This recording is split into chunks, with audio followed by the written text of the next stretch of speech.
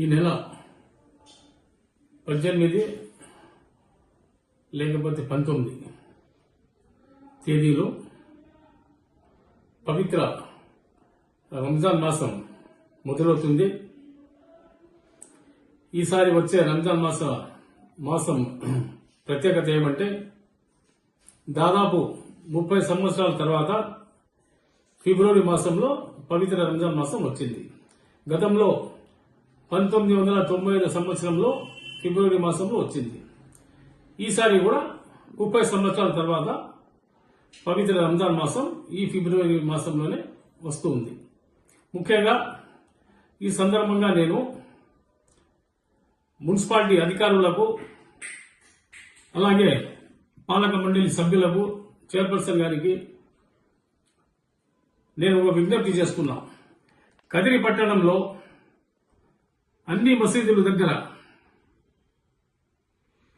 మంచినీరు సౌకర్యం కలిగించాలని, అలాగే పరిశుభ్రత, వీధి దీపాలు, అలాగే కరెంట్ నిరంతరం ఉండాలని ఈ మీడియా ద్వారా నేను పాలక మండలి సభ్యులకు అలాగే మున్సిపల్ అధికారులకు విజ్ఞప్తి చేస్తున్నా. ముఖ్యంగా ఈ పవిత్ర రంజాన్ మాసంలో మరొక విషయం నేను ఏం చెప్పదలుచుకున్నానంటే, ఉదయం పూట సెహరీకి అందరూ చాలా మంది లేస్తారు. సెహరీ చేసుకున్న తర్వాత అందరూ నమాజులు పోతారు. వీధి దీపాలు, ఈ పట్టణంలో మున్సిపాలిటీలో వీధి దీపాలు 6:30 వరకు చీకటే ఉంటుంది. 6:30 వరకు విద్యుత్ దీపాలు వెలిగిస్తే చాలా బాగుందని చెప్పేసి ఈ సందర్భంగా తెలియజేస్తున్నాను.